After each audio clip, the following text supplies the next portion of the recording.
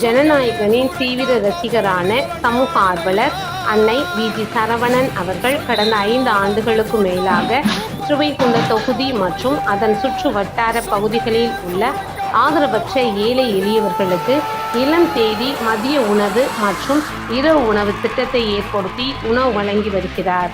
இந்நிலையில் தமிழக வெற்றிக் கழகத்தின் ஐம்பெரும் கொள்கை தலைவர்களுள் ஒருவரான சமூக ஆர்வலர் அஞ்சலை அம்மாளை கொள்கை தலைவராக அறிவித்ததன் ஏற்பால் தமிழக வெற்றிக் கழகத்துடன் இணைந்து தமிழக வெற்றிக் கழக தலைவர் தளபதி திரு விஜய் அவர்களின் ஆசையுடன் கழக பொதுச் செயலாளர் புசி என் ஆனந்த் அவர்களின் வழிகாட்டுதலின்படியும் 22/2/2026 அன்று 1349வது நாளாக ஏரல், உண்டியலூர், ஸ்ரீவைகுண்டம், கோட்டைக்காடு, திருதொண்டநல்லூர் மற்றும் கீழமங்கலக்குறிச்சி அதன் சுற்று வட்டார பகுதிகளில் உள்ள 163 ஆதரவற்ற ஏழை எளியவர்களுக்கு தமிழக வெற்றிக் கழகம் தூத்துக்குடி மேற்கு மாவட்டம் ஜனநாயகனின் தீவிர ரசிகரான சமூக ஆர்வலர் அன்னை வி.ஜி. சரவணன் அவர்களின் சார்பில் மதிய உணவாக முட்டையுடன் கூடிய சிக்கன் குழம்பு சாப்பாடு வழங்கப்பட்டது.